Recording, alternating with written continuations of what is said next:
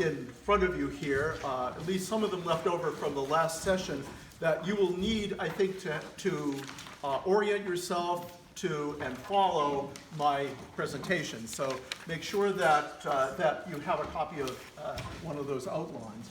There's also another little handout here, which is a selection from one of Lewis's imaginative writings called The Great Divorce. And I may be reading that, you can follow along when I get to a certain point in my presentation. I'd like to sort of begin by interacting with you folks a little bit about your knowledge of or your experience with C.S. Lewis. How many people here have either read or had read to them the Chronicles of Narnia? Raise your hand. Yeah, quite a lot of people. Yeah, that's, of course, ever popular with children, and now, of course, films have been made, film versions have been made. How many people here have read another work by C.S. Lewis, not the Chronicles of Narnia? Please raise your hand. Oh, good. So there are quite a few Lewis fans here. That's encouraging. I think one of the issues that came up in the last session is the somewhat fading reputation of Lewis, and so on. We'll get to that. That's going to be part of my presentation. But I'd like to open up by calling for anyone to respond to this question. You don't have to raise your hand, just speak out loud. Of the works that you have read by Lewis, if you have read anything, what has struck you? What has made a contribution to either your spiritual life or your thinking about the Christian faith or the world or whatever? How would you characterize your reading of C.S. Lewis? So it's a double question, right? What kind of contribution has reading Lewis made to you? How would you characterize that? And so on, just off the top of your head, if anyone has anything to say. You don't have to raise your hand. Yeah, you can if you want. I just think of We Have Faces as a really trustworthy narrator becomes an untrustworthy narrator in a way that feels really, really personal to the reader. And that's, not every author can make that work or feel personal, but it felt like a revelation in the writing of it. It was also a breakthrough in Lewis's literary career too, because that's a late work and one that he wrote presumably in collaboration with his wife Joy Davidman, and the way the characters are characterized and the situations develop have a lot to do with the last portion of my presentation, so I won't say anything more about that. But yes, I think it's Till We Have Faces, I recommend highly. It's Lewis's greatest work of fiction, unquestionably, for adults, not for children. Anything else? Anyone want to contribute? How Lewis may have influenced you? How would you characterize?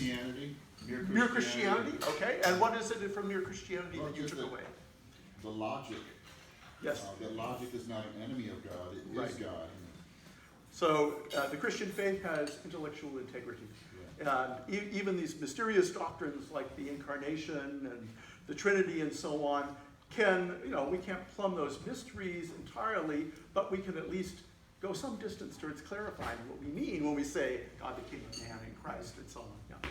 So great. Mere Christianity, of course, is a classic work of Christian apologetics, the rational defense of the Christian faith. Apologetics doesn't mean apologizing, okay?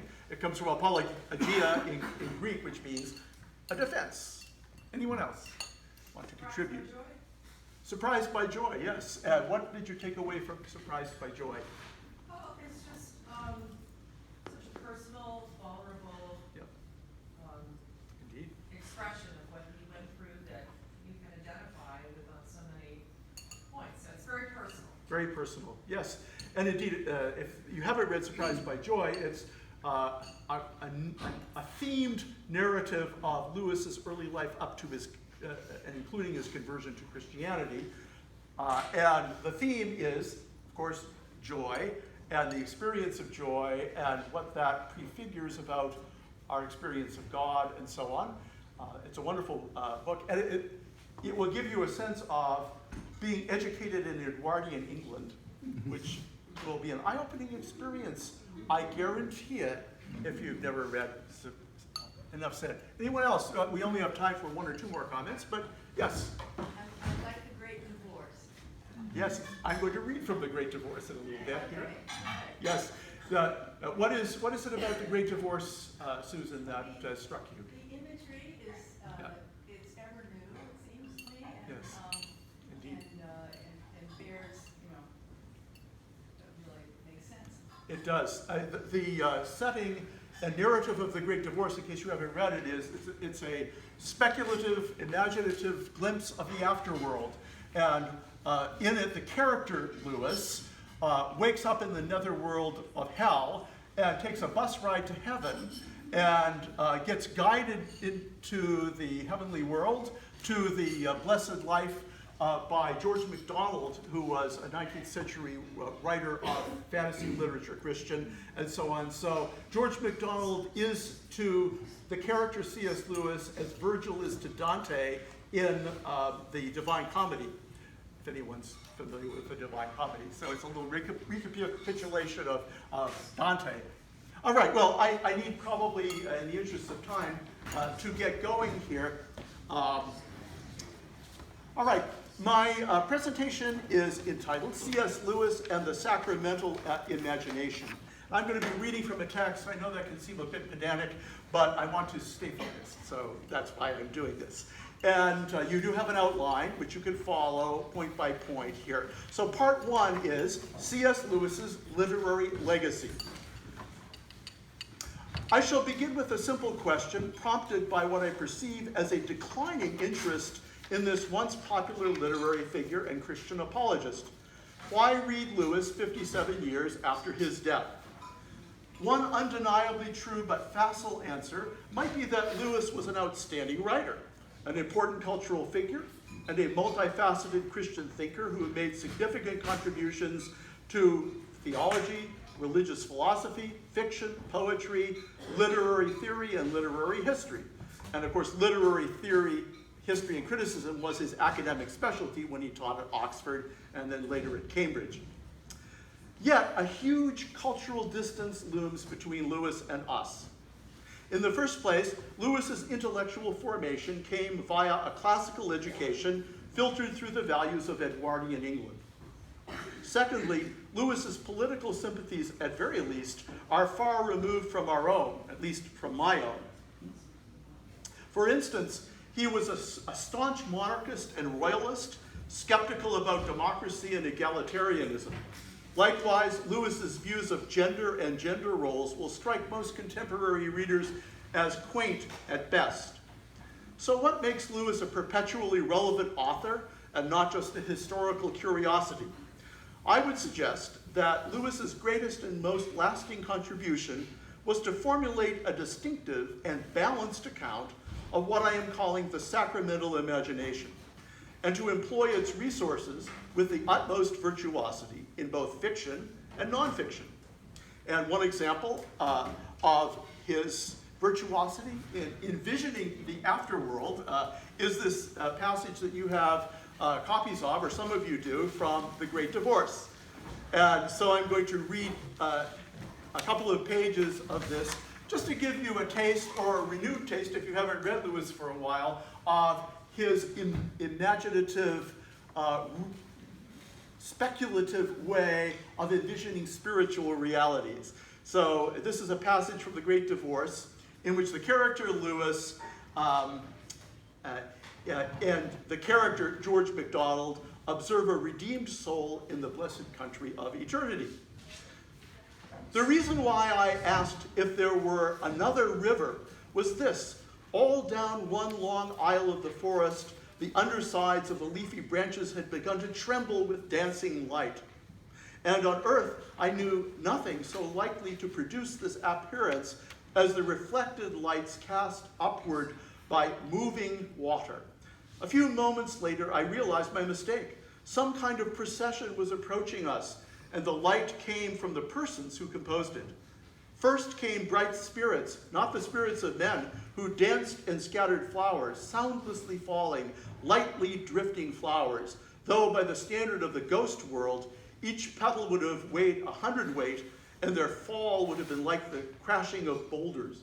Then, on the left and right, at each side of the forest avenue came youthful shapes, boys upon one hand and girls upon the other. If I could remember their singing and write down the notes, no man who read that score would ever grow sick or old. Between them went musicians, and after these, a lady in whose honor this was being done. I cannot now remember whether she was naked or clothed. If she were naked, then it must have been the almost visible penumbra of her courtesy and joy, which produces in my memory the illusion of a great and shining train that followed her across the happy grass. If she were clothed, then the illusion of nakedness is doubtless due to the clarity with which her inmost spirit shone through the clothes. For clothes in that blessed country are not a disguise. The spiritual body lives along each thread and turns them into living organs.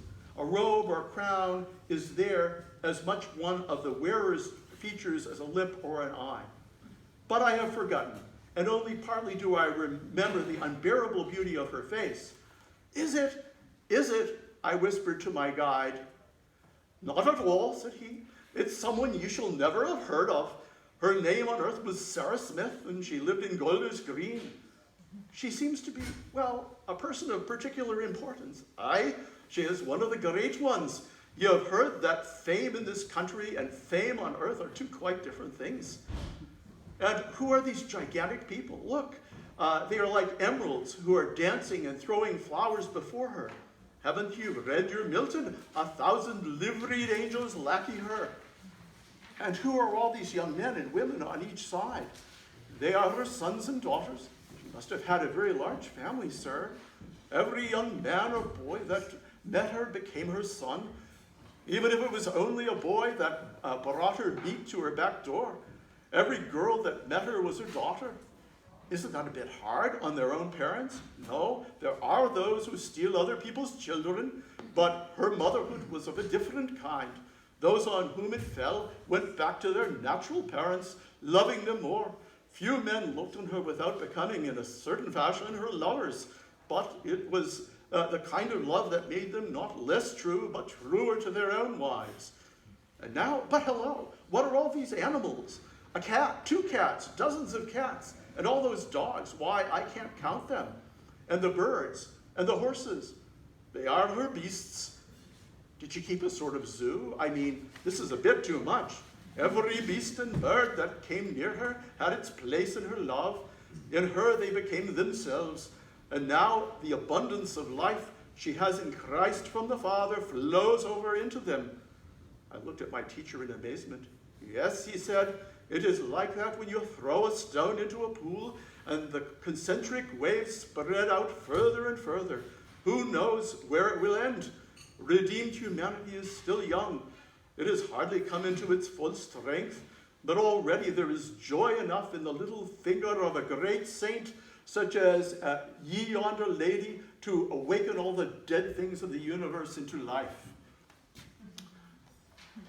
By the way, I apologize for my Scottish brogue. You know where I got it from? Any of you who are old enough to remember? The character Scotty from Star Trek, the first Star Trek. You might remember him saying of the core breach, she's going to blow, Captain. That's sort of like... All right, well, enough of that. Moving right along here. So, what do I mean by the sacramental imagination? What I don't mean is an imaginative reinterpretation of the Christian sacraments. Lewis was keenly aware of his status as a theological amateur and wisely refrained from elaborating anything like a systematic treatment of sacramental theology. As with most Anglican laypersons, and maybe not a few clergy, he would regard the mode of Christ's presence in the Eucharist as a holy mystery inaccessible to precise doctrinal formulation. Faith discerns, we know not how.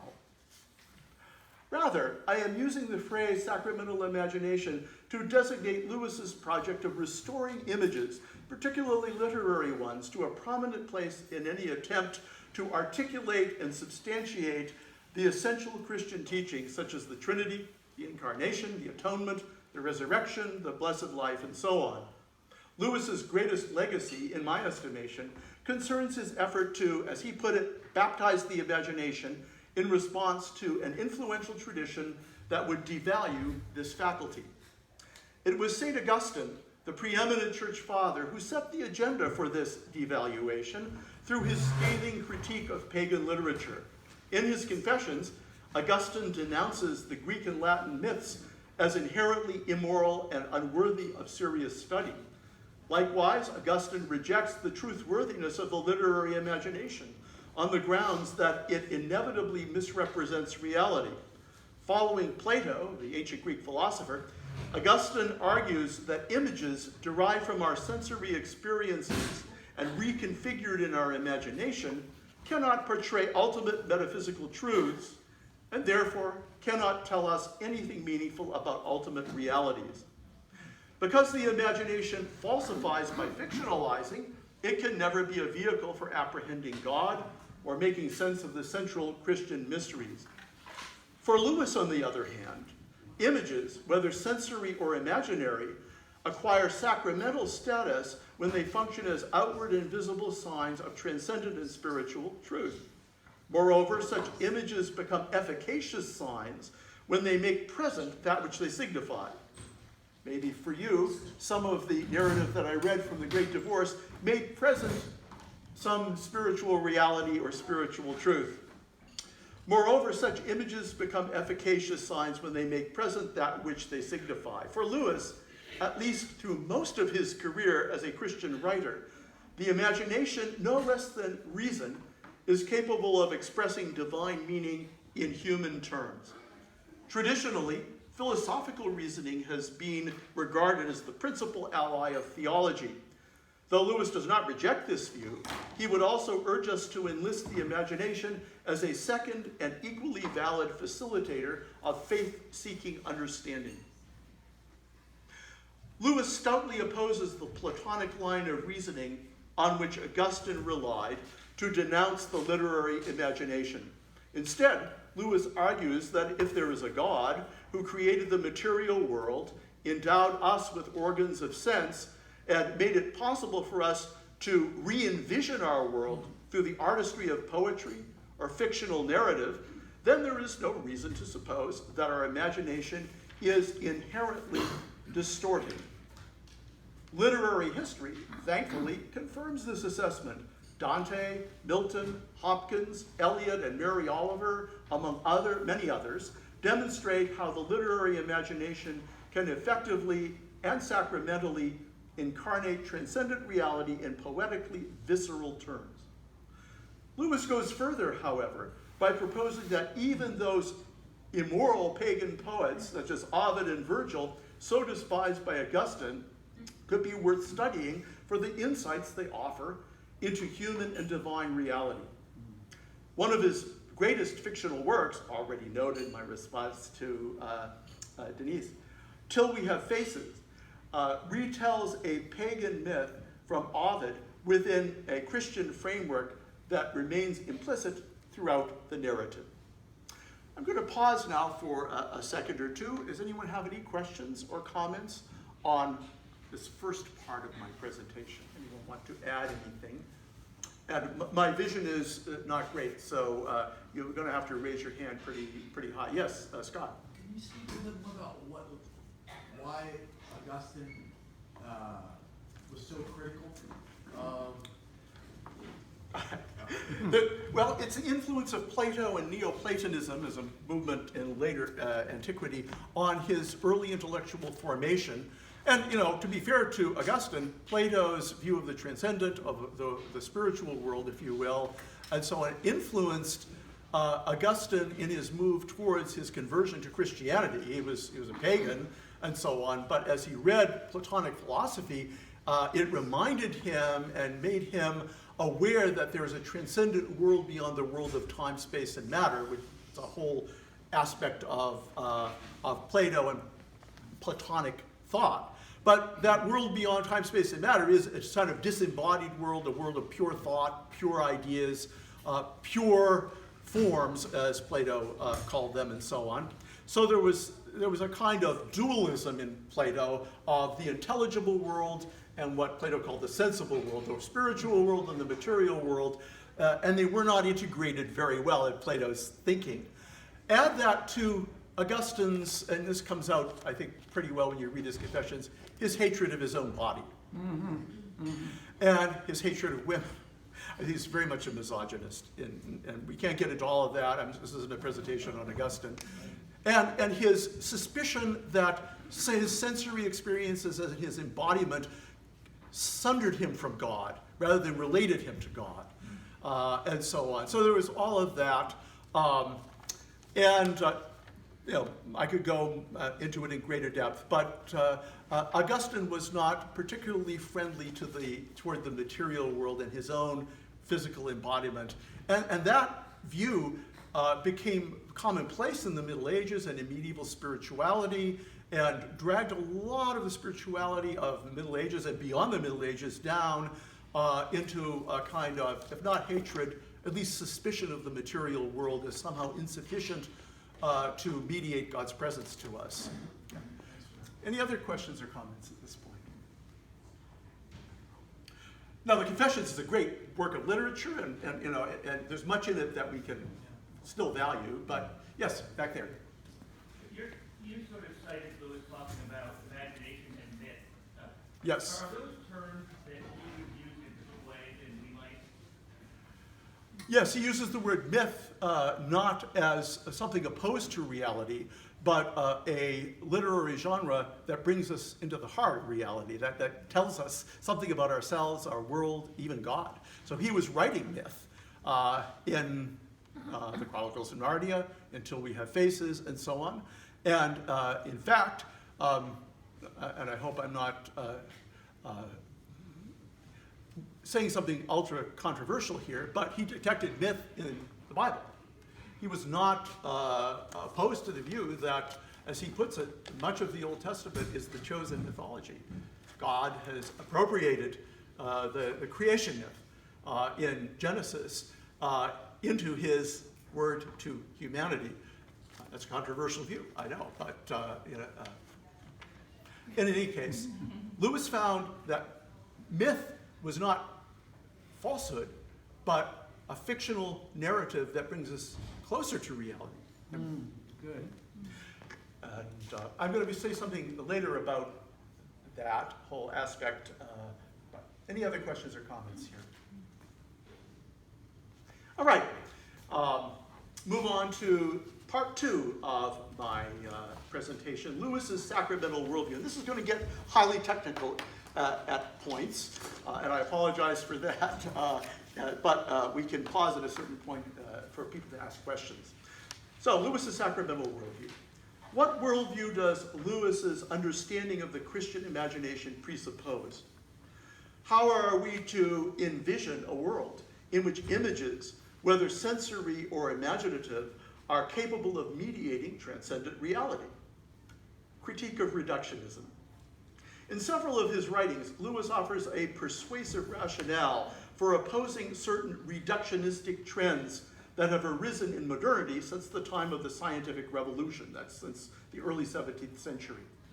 These trends would sunder meaning, purpose, and value from nature by attempting to show how all higher order phenomena can be exclusively and exhaustively explained in terms of lower order causes.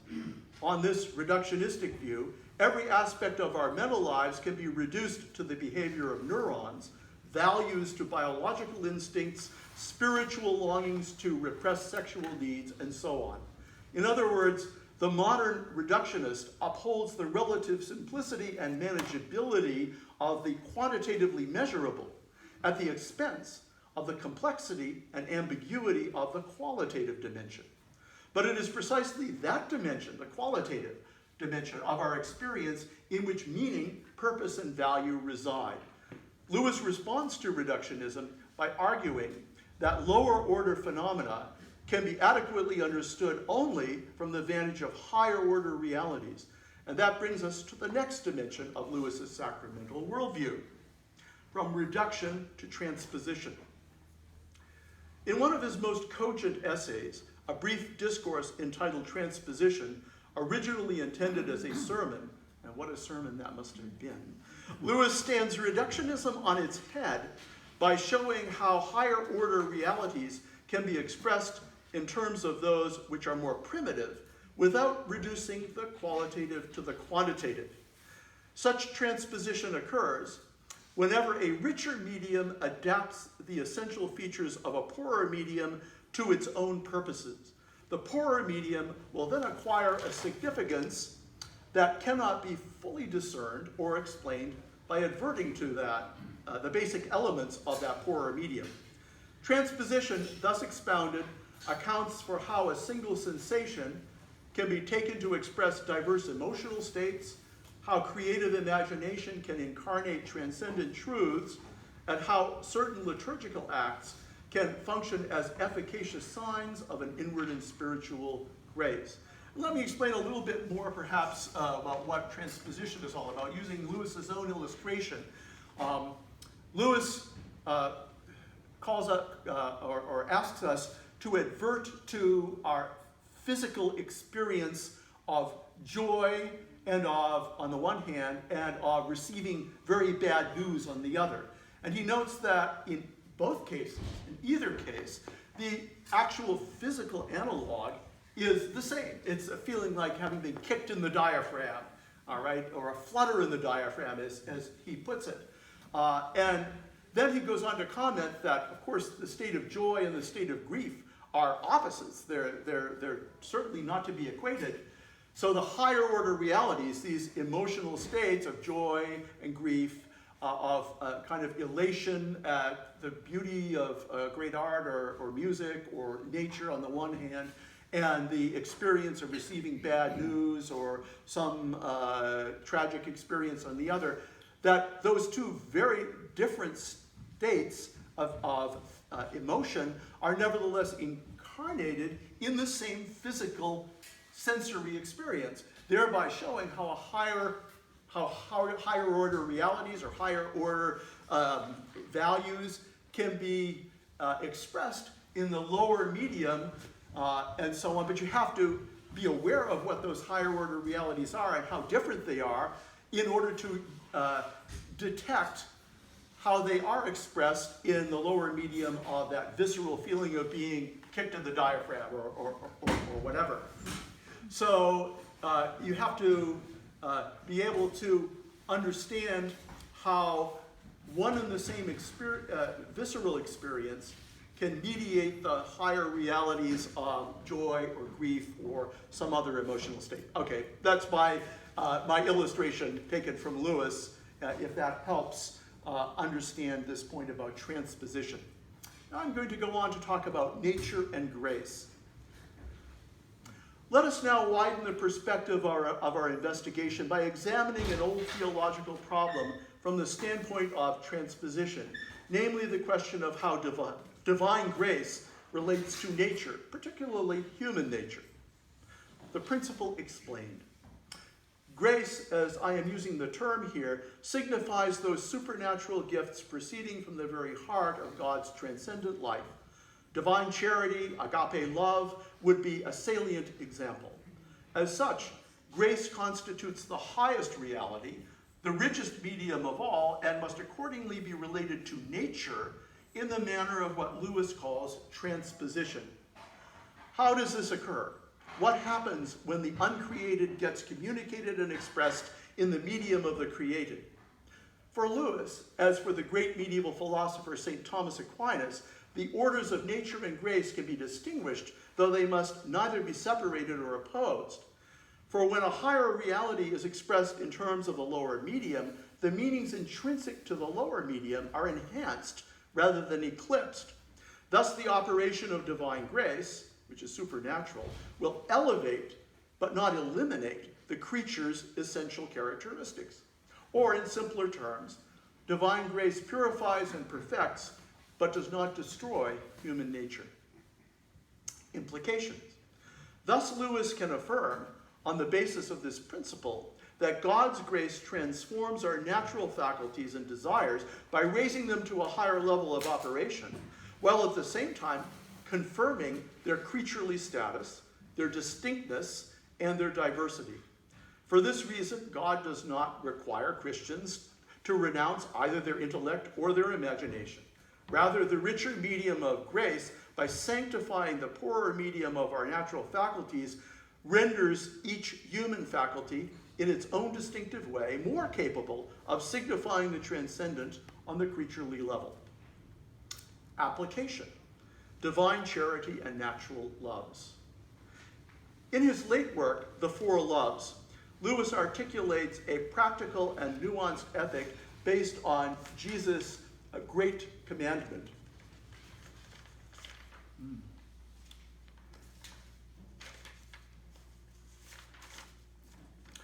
Great commandment, of course, being love God above all things and love your neighbor as yourself. In so doing, Lewis is careful to hold in tension two basic truths and to resist any temptation to reduce one to the other.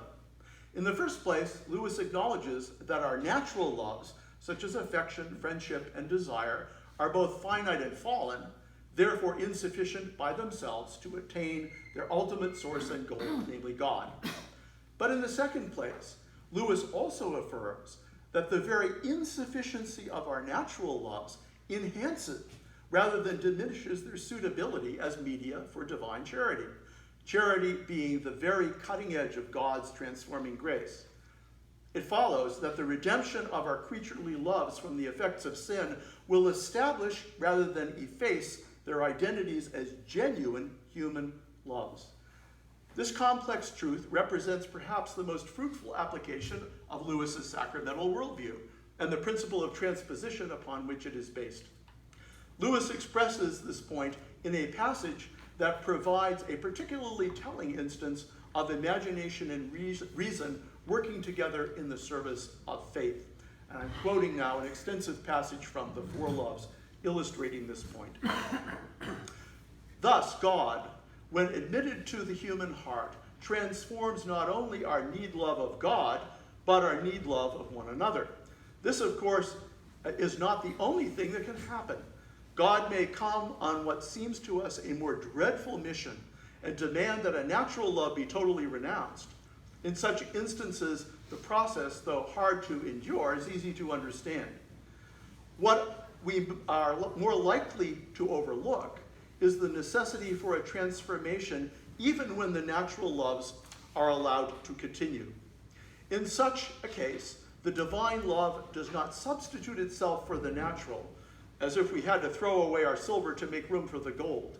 The natural loves are summoned to become modes of charity while remaining the natural loves they wear. One sees here at once a sort of echo or rhyme or corollary of the incarnation itself. And this need not surprise us, for the author of both is the same. As Christ is perfect God and perfect man, the natural loves are called to become perfect charity and also perfect natural loves. As God becomes man, not by the conversion of the Godhead into flesh, but by the taking of the humanity into God, so here charity does not dwindle into merely natural love, but natural love is taken up into and made the tuned and obedient instrument of love himself. How this can happen, most Christians know. All the activities of our natural loves can in a favored hour become works of the glad and shameless and grateful need love, or of the selfless, unofficious gift love, which are both charity. Nothing is either too trivial or too animal to be thus transformed. A game, a joke, a drink together, idle chat, a walk, the act of Venus, all these can be modes in which we forgive or accept forgiveness, in which we console or are reconciled, in which we seek not our own. Thus, in our very instincts, appetites, and recreations, love has prepared for himself a body. That's in Four Loves 133 to 134. If asked to cite my favorite passage in all of C.S. Lewis, that would be it. Any questions now? I'm reaching the end of part 2 here. Does anyone have any questions or comments on this rather technical second section of my presentation? Transposition, sacramentality, when the higher becomes or takes up the lower into itself, the lower is not eliminated but enhanced. Is that moment in life, his transfiguration? Is there some, is there a? No, that might be one example, sure. Jesus doesn't become some type of angelic being or something. He becomes more fully human, perhaps. His human nature becomes revealed in its full glorified humanity when his divinity is revealed incarnate in that humanity. Any other questions or comments? I think if we are his hands and his feet. There we go. We our are, hands and feet indeed. become- Yeah, love, and that wonderful line that in our very instincts, appetites, and recreations, love has prepared for himself a body, not only individual bodies, but as you allude to, the whole body of Christ, the whole community. Yeah. All right, I need to move on here because I'm aware of the time passing. Part 3, discarding the image, Lewis's apophatic turn. We're going to turn 180 degrees now as we examine developments in the latter part of Lewis's career. But in order to make sense of this technical word apophatic, I'm going to call your attention to, on your outline, handout, under Roman numeral 3, discarding the image, Lewis's apophatic turn. Some of you may not be familiar with this word apophatic and its correlative cataphatic, so I'm going to define these technical terms for you. Cataphatic theology, or spirituality, affirms the status of images, concepts, human meanings as potential vehicles for apprehending the truth or reality of God. Apophatic theology, or spirituality, denies the suitability of images, concepts, human meanings as vehicles for apprehending the truth or reality of God. Cataphatic theology preserves the immanence or nearness of God while risking idolatry and the domestication of God's transcendence. Apophatic theology, on the other hand, preserves the transcendence or otherness of God while inviting a certain mysticism or even skepticism in relation to God's nature and purposes. Okay, just keep that contrast between the apophatic and the cataphatic in mind as I read this third part of my presentation. Discarding the image, Lewis's apophatic turn, the developmental context of Lewis's thought. Against the naive assumption that Lewis's worldview underwent no significant changes over the course of his career as a Christian writer, I would urge that one mark of his greatness is the dynamic nature of his thought as it matured through some harrowing intellectual and existential challenges. This maturation received renewed, if tragic, impetus during a prolonged period of grief in the wake of his wife's premature death. I suspect many of you know the story since it was portrayed so movingly in the film Shadowlands. After decades of confirmed bachelorhood, Lewis, in later middle age, fell in love with a feisty American admirer. Helen Joy Davidman, who was called Joy by Lewis, Helen Joy Davidman challenged pretty much everything a conservative Edwardian gentleman would have taken for granted.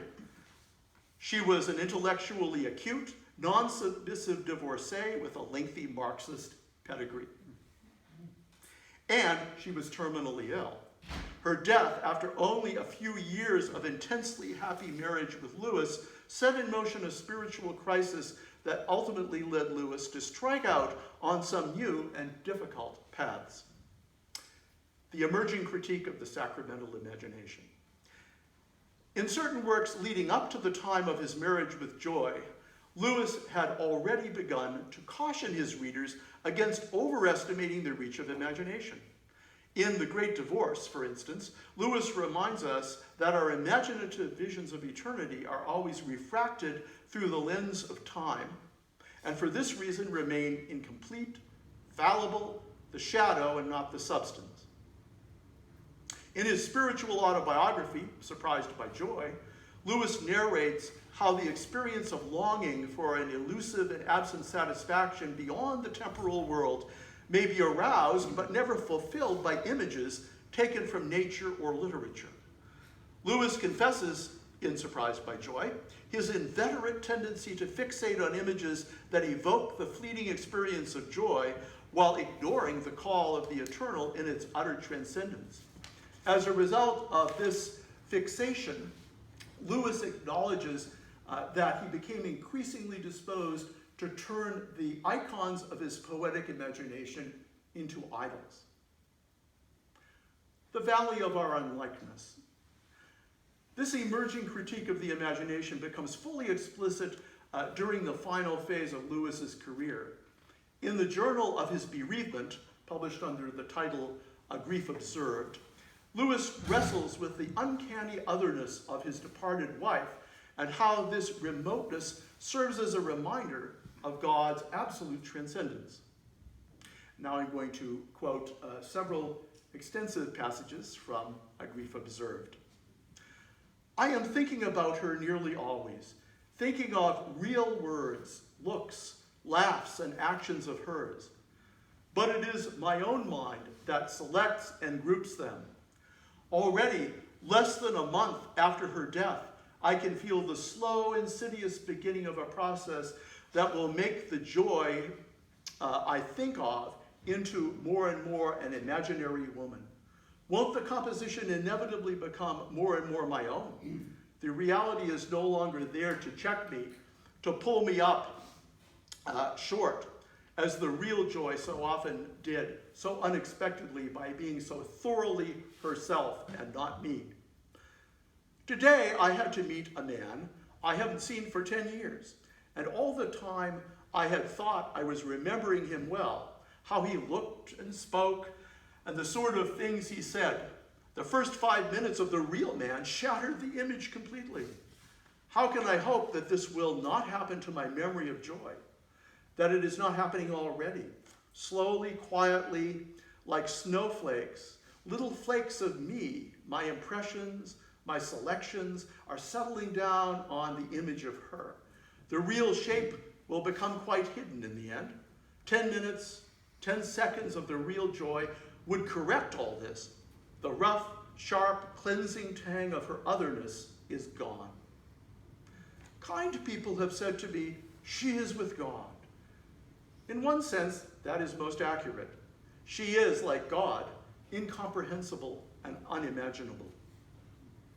5 senses, an incurably abstract intellect, a haphazardly selective memory, a set of preconceptions and assumptions so numerous that I can never examine more than a minority of them, never become even conscious of them all. How much of total reality can such an apparatus let through? Images, whether on paper or in the mind, are not important for themselves, merely links. Take a parallel from an infinitely higher sphere. Tomorrow morning, a priest will give me a little round, thin, cold, tasteless wafer. Is it a disadvantage? Is it not, in some ways, an advantage that it can't pretend the least resemblance to that with which it unites me? Images, I must suppose, have their use, or they would not have been so popular. To me, however, their danger is more obvious. Images of the holy easily become holy images, sacrosanct. My idea of God is not a divine idea. It has to be shattered time after time. God shatters it himself. He is the great iconoclast. Could we not almost say that this shattering is one of the marks of God's presence? The incarnation is the supreme example that leaves all previous ideas of the Messiah in ruins. All reality is iconoclastic. The earthly beloved, even in this life, incessantly triumphs over your mere idea of her. Not my idea of God, but God. Not my idea of joy, but joy. Yes, and also not my idea of my neighbor, but my neighbor. And all this time I may once more be building with cards. And if I am, God will once more knock the building flat.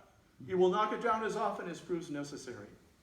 For this is one of the miracles of love. It gives a power of seeing through its own enchantments and yet not being disenchanted. End of quote from A Grief Observed. I'm almost through now, so be patient. Do these desultory musings indicate a decisive turn from the cataphatic or image-affirming to an apophatic or image-denying spirituality, and with that, an abandonment of the sacramental imagination?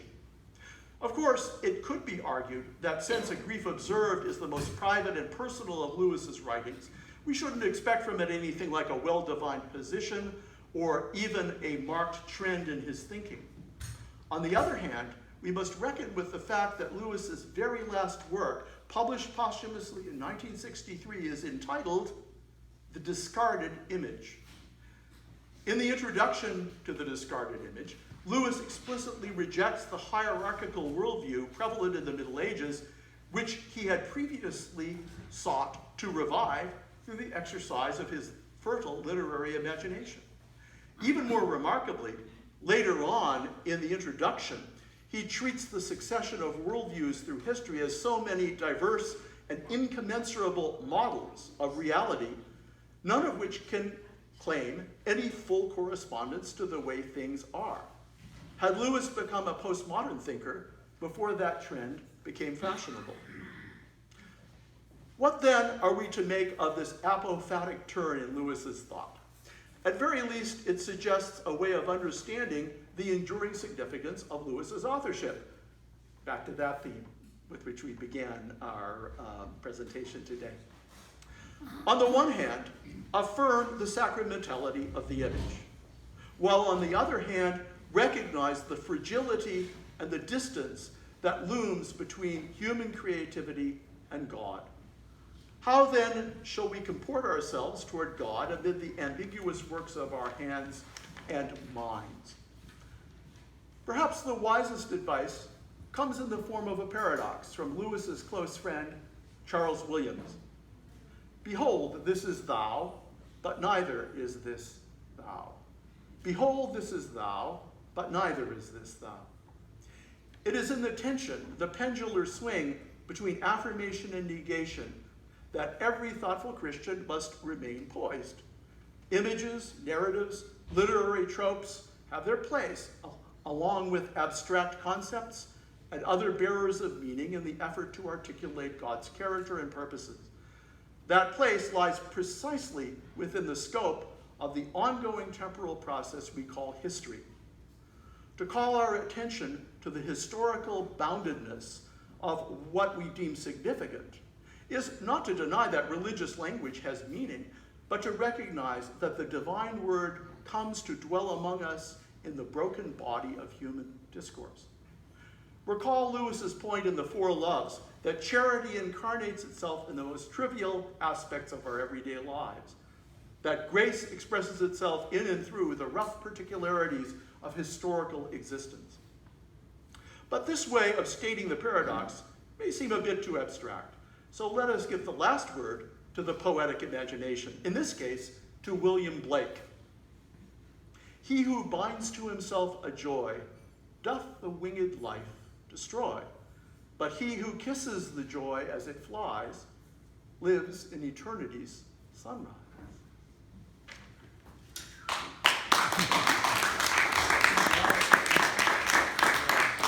So, any questions? Questions here. Let's take a few minutes here. I know some of you may have to leave here. Russ.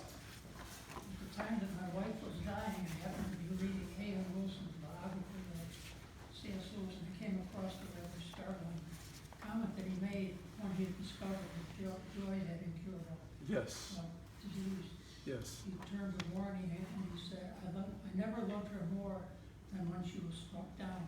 Yes. And I thought that sort of qualified a little bit his misogyny and this sort of theoretical conservatism that he had. That's right. I mean, he learned a lot through that grieving experience, didn't he, about how to treat women and how to be vulnerable. Yeah, definitely. Yeah, I mean, I don't think Lewis was really a misogynist. He certainly protested against that charge that was leveled against him and some of his writings. But he certainly had tendencies in the direction of regarding women as second-class citizens of the academy, certainly. Yeah, the hierarchical view. He was certainly a subordinationist when it came to the gender relation between men and women, clearly, and his very traditional view of marriage and so on. Joy taught him so much, and so much of that is not only present in A Grief Observed, but also in that final novel that he wrote. It's been cited twice today, Till We Have Faces. in which the female characters are all strong and heroic, and the male characters are all weak and dependent in bad ways. Yeah. Any other questions or comments? I know that some of us have to get to the service so we can receive that little cold, tasteless wafer. That, Dean, yes. To what extent do you think the problem of pain was influenced, not totally, Yes. but influenced by World War I and World War II Oh, for him? clearly, yes. I mean, Lewis lived through both.